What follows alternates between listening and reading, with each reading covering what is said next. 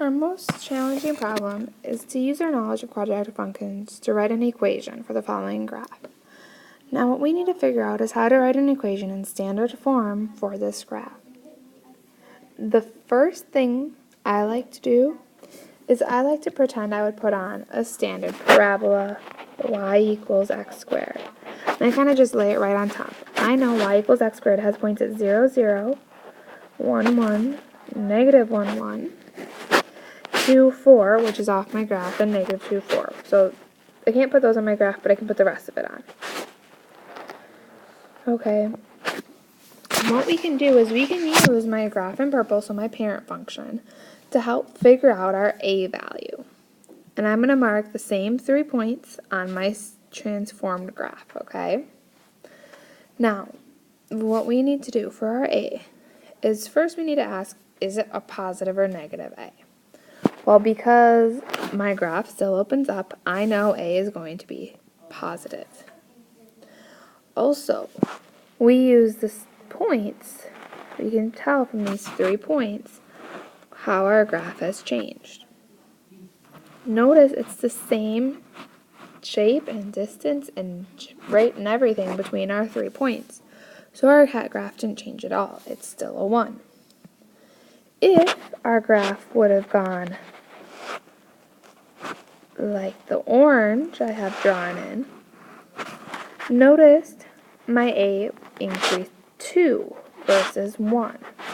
So here in orange, my a would have been a positive 2 because it increased by a factor of 2 rather than a factor of 1 compared to my parent function.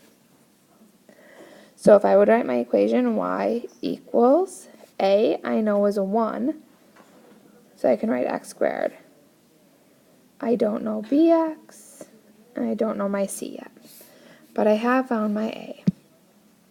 We can then use my a to find my b if we use our vertex. So I have my vertex, and my vertex is at negative 1, negative 3, and I can use that to find b. Because I know, looking at my vertex, if x equals negative 1, I can say negative 1 equals the opposite of b over 2 times my a value. So I have negative 1 equals the opposite of b over 2, which gives us negative 2 equals negative b. And so positive 2 is my b value. And lastly, we need to find our c value. And we can calculate our c using our vertex once again because we have a point on our graph. We could actually use any point off our graph if we chose to do so. We have an x and a y, and then we could solve for c. So I have negative 3 equals negative 1 squared plus 2 times negative 1 plus c. By plugging in a point x and y, I then only am left with one variable to solve for. Negative 3 equals 1 minus 2 plus c. Negative 3 equals negative 1 plus c. And that gives us c is equal to negative 2. So I was able to find the remaining piece to my quadratic. And there is my equation.